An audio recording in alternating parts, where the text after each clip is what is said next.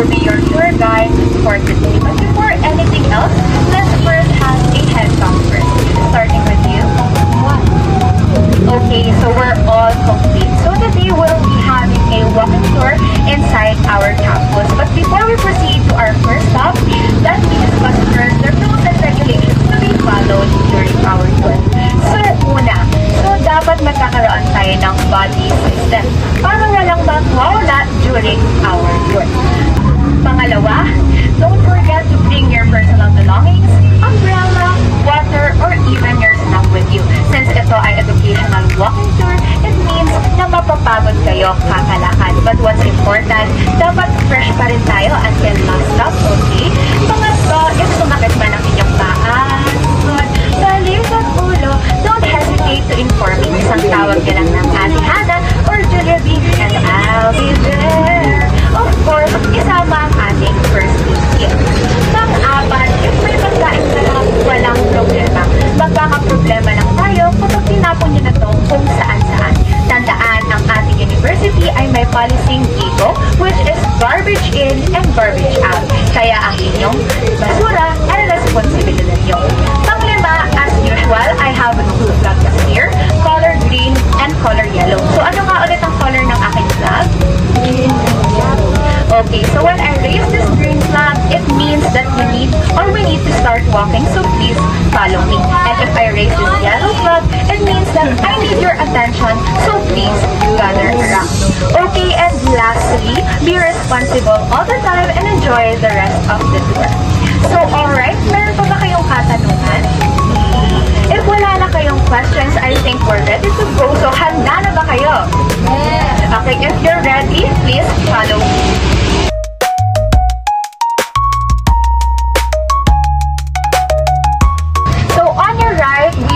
A statue over there. So, meron ba sa inyong may idea kung ano ang tawag sa ating statue na yan? Wala po. So, that statue is called Laya at Hiwa. So, it represents the three core values of Cavite State University, which is truth, excellence, and service. At it was made by the Castrillos from Imus. Okay, pero meron tayong pinaniniwalaan or yung mga students natin dito, may pinaniniwalaan na sila na once accidentally or intentionally kayo nakapag-picture or nakuhanan kasama ang Layat Hiwa, it means na hindi kayo makakagraduate or malilate kayo ng graduate. But if you're not a student here at CBSU, then you are free to take a photo with Laya at Hiwa. Okay, so please follow me.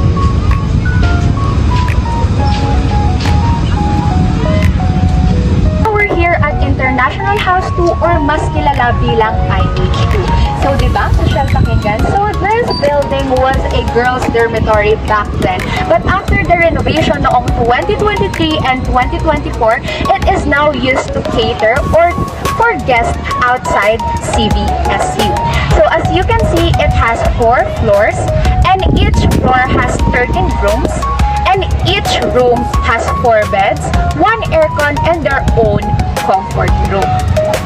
And aside sa kanilang room, they also have a function room. If gusto nyo mag-cater or mag-host ng events, birthday, or seminar, pwedeng nyo gamitin ang function room. So, hindi lang ito ang laman ng ating IH2. If you are looking for books, if you're looking for school uniforms, PE uniforms, ID lace, merchandise, or even stickers for your vehicles, you can also find it at the first floor of the IH2 in the marketing center.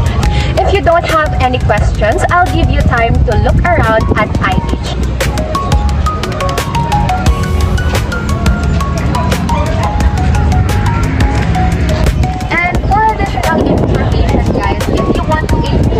Ng kanilang room. So, open ang kanilang office every Monday to Thursday from 7 a.m. to 4 p.m. Pero if bibili naman kayo ng merchandise, books, same working days lang din, Monday to Thursday, but 7 a.m. to 6 p.m.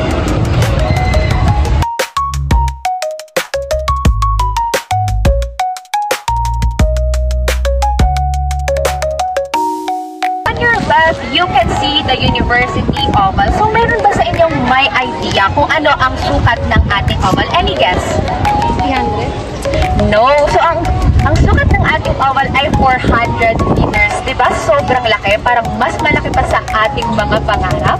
Okay, so dito ginaganap, if you're familiar with University Games, so dito ginaganap ang ating University Games as well as the ROTC trainings and of course also the events na ginagawa dito sa ating campus. And as you can see on the bleachers, merong mga bleachers. So dyan of course nanonood or umuupo yung mga nanonood for the University Games at ginagamit din siya for PE class, for their lecture and practical.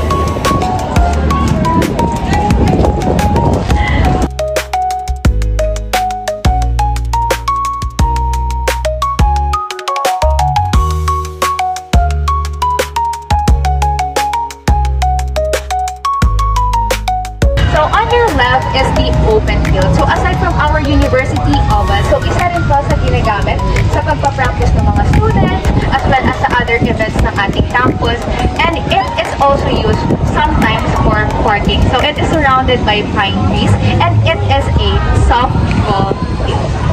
Okay?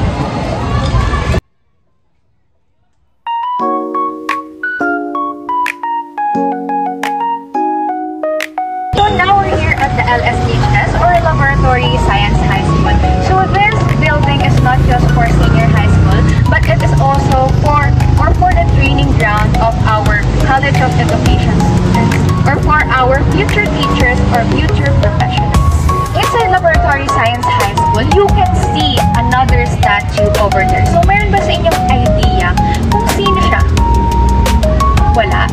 So siya si Don Severino de las Alas. So, isa siya sa pinaka-importanting tao dito sa ating university because he is the one who provided or nag-donate ng approximately 70 hectares ng lupa para sa ating campus. So, without his generosity, our campus will not be this big and beautiful.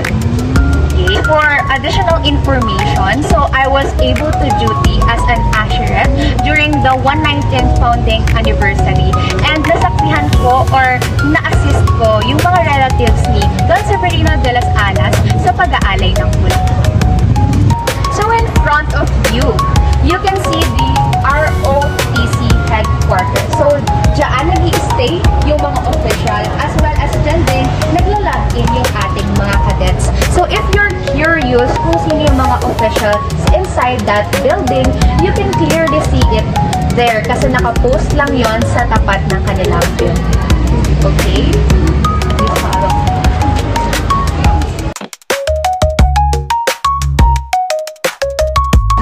On your left naman, makikita niya dito ang CTHM or College of Tourism and Hospitality Management. So dati ang CTHM ay wala silang sariling college. So under lang sila ng College of Education. But last January 2025, it has now become an official college and is now yung dean nila is si Dr. Catherine D. Perez.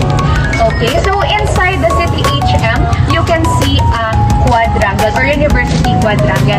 So dyan naman nangyayari yung iba ring events ng ating school specifically for tourism, hospitality, and education students. And of course, dyan din nagpa-practice yung some of our players para sa university games. And also dyan din nagpa-practice yung iba nating mga students here at CBSU. In front of you, you can see the CED or College of Education. So syempre, dyan pinupulma ang ating mga future teachers and professionals. So they are, it is currently headed by Dr. Liza C. Costa. Now we're here at our second stop, which is the administration building. So on your right is the administration building. So dito, guys, hindi pwedeng sobrang taas ng energy natin since dito namamalagi ang ating president na si Dr. Maria Agnes P. Nuestro as well as yung other key officials and departments. Okay, so hindi pwede na mataas ang ating energy dito. So inside the administration building, sa first floor, makikita nyo yung different pictures or yung different paintings ng mga principals and presidents ng ating university. So makikita nyo rin sa loob yung replica or miniature ng Cavite State University. So if hindi nyo pa na-visualize or hindi nyo pa nakikita yung kabuuan ng ating campus, you can check it inside the administration building. So doon sa second floor, doon yung office ng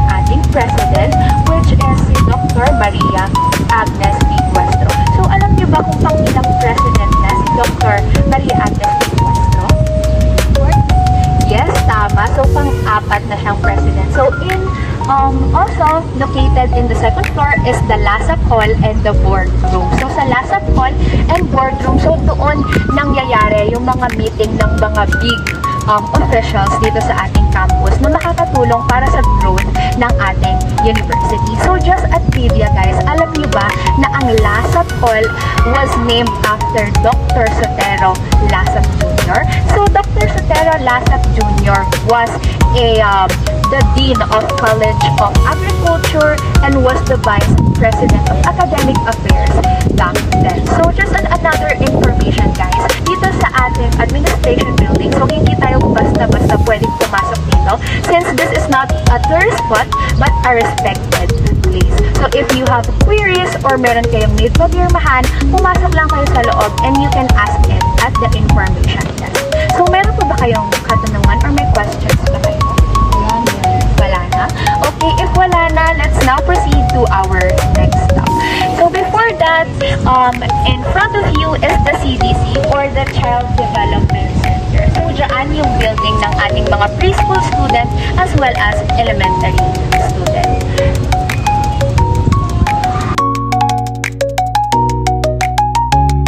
And another one, there is the College of Engineering and Information Technology. So it is now headed by Dr. Willie C. Boclatin.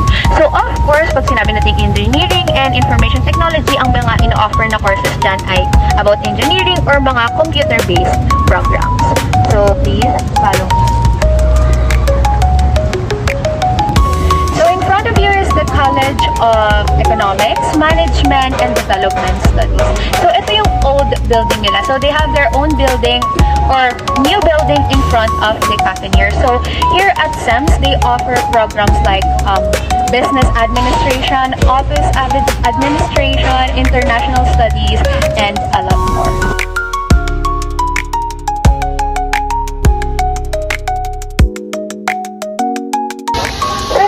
So now we're here at our third stop, which is the Graduate School and Open Learning College. So the third dean is Dr. Bettina Joyce. So in this building, instructors from different fields study for their master's and doctorate degrees. So before, Graduate School and Learning College offers limited courses, but now they are offering 22 programs from agriculture, IT, education, to engineering. So just a trivia, did you see that arc over there? So that arc over there symbolizes the friendship of Filipino and Chinese community.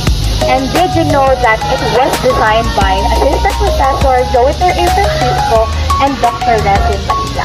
And that arc cost for 410,081 pesos and 84 centavos. So if you don't have any questions, let me show you to the surrounding facilities of Graduate School and Open Learning.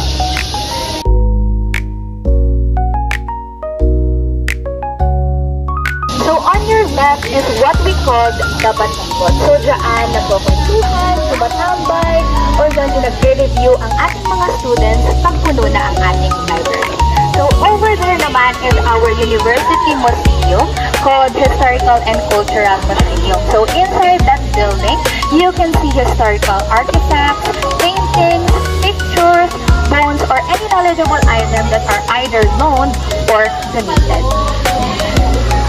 So, kung matatanong mo kung paano nila chine-check yung mga bones or yung mga artifacts if it's real or fake, so gumagamit sila ng mga technology such as ultraviolet lights and black lights to check the artifacts and the coins.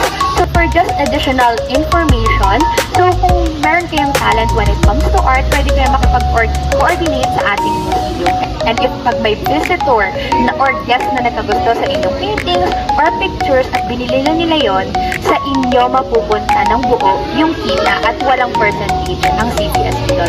That's why if you want to know about the history of Cavite or our campus in particular, feel free to visit our university.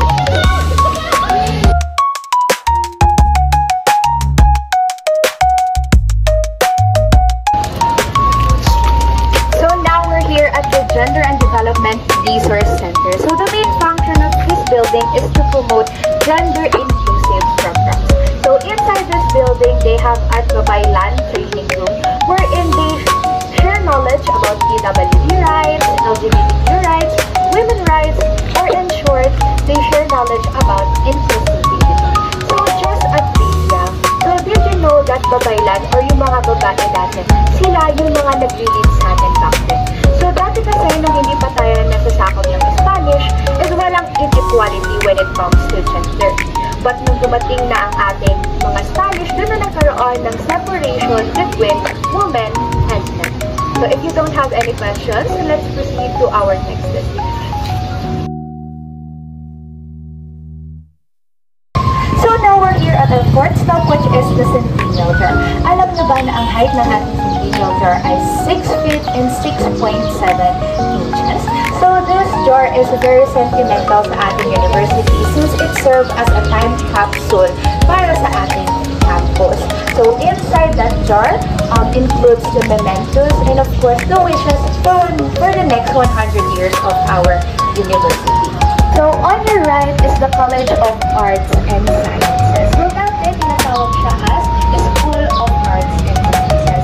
So dati nag-offer lang sila ng limited subjects such as science, English, and mathematics. But right now they are offering various programs such as journalism, psychology, and other more. So the current dean is Dr. Amy T. Ferrer. So in front of you is the Science Cafe.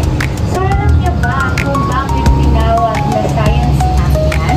So tinawag na Science Cafe ang ating sabihan. So that idea was from Dr. Melbourne Arcanacta, our Vice President for Research and Extension. So dyan sa kapihan na yan or sa Science Cafe na yan, ginaganap ang mga exhibits na may kinalaman sa research and extension. And aside from that, kung mapapansin nyo or nakapasok na kayo sa loob, yung mga inumin natin dyan ay ginagamitan ng mga scientific terms kaya siya tinawag na Science Cafe. So beside the Science Cafe, we have the University Library or what we call the Now and Tua.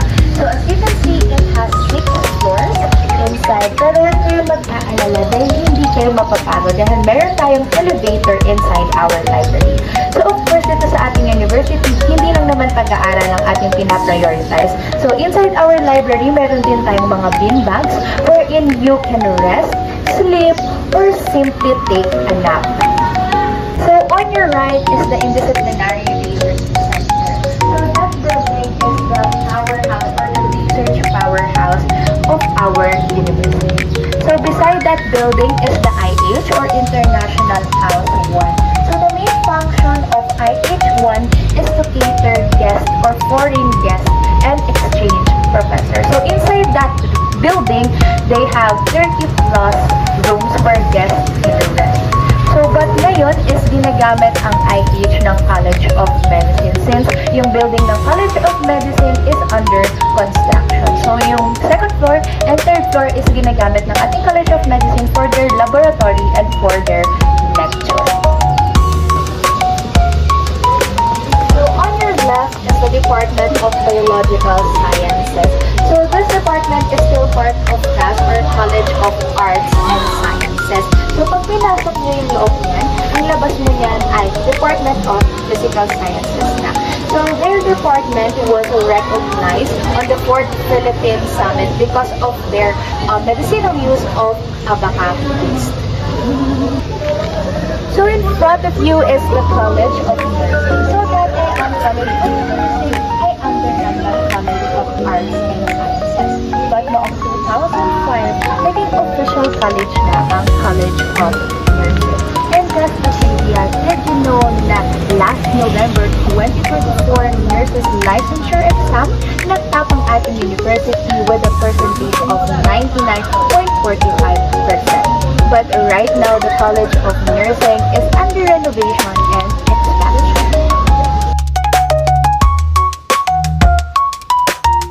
So on your right is the Hostel Tropicana.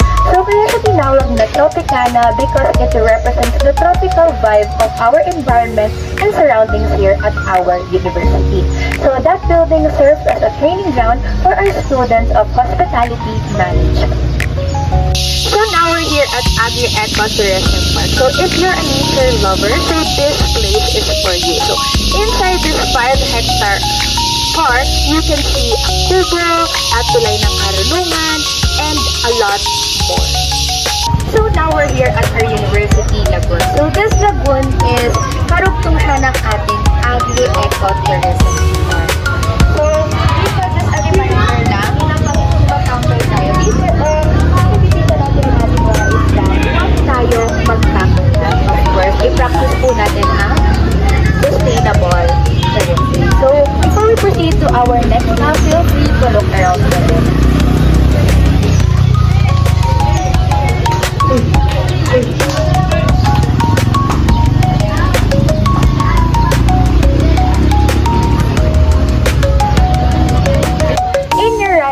What we call the Rolly Hall. So that Rolly Hall is a tribute to our first acting president, which is Dr. Santiago M. Rolly. So that building can accommodate up to 250 guests and open siya for reservation. So if you want to host a party or events, feel free to inquire. So pag sa pag-i-inquire natin, pwede kayo mag-inquire sa ating Office of Business Affairs.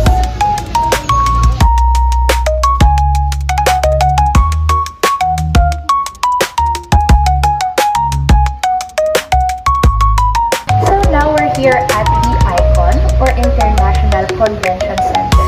So this center can accommodate up to 600 to 800 students or people. So ito ay ginagamit for our graduation and for open forum for selecting our fourth president, which is now Dr. Maria Agnes P. Nuestro. So inside that building, it is fully air-conditioned and meron tayong malilinis na restroom. So aside sa ating Rolly Hall, mas malaki ang ating icon. So on your left is what we call Saloysoy. So pag narinig natin ng Saloysoy, yung mga estudyante dito, unang naisip agad nila ay pagkain because inside that Saloysoy, they offer various foods na swak sa budget ng mga estudyante. But aside from that, dyan rin nakalagay or dyan din nakapwesto ang ating Olympic pool, which is the Baño de Señora. So inside that, they have 1 Olympic pool and 2 children pool. At pinaniniwalaan na yung bukal or yung tubig na tumadalay sa ating Olympic pool ay galing kay Inang Kalikasan, which madidiscuss natin mamaya sa ating last stop. So now we're here at our last stop, which is the Inang Kalikasan. So fresh ka pa ba? Okay, so that statue itself stands for 5 meters tall. Pero pagkasama yung base niya, it stands for 7.5 meters tall. So it was built way back 2006. So pinaniniwalaan na yung tubig daw na nanggagaling kay Inang Kalikasan ay yung dumadaloy or nagbibigay ng tubig sa ating university, especially sa Baño de Señora. So if gusto mo pang malaman kung ano yung story behind Inang Kalikasan, you can read it right there. So, any questions? Wala po. Okay, kung wala na, that's the end of our tour. So, sana nag-enjoy kayo kahit medyo pagod at mainit. So, on behalf of College of Tourism and Hospitality Management, we would like to thank you for sticking with us and maintaining your freshness until again. So, once again, I'm your tour guide, Hannah, aka Julia Barreto, saying thank you and enjoy the rest of the visit.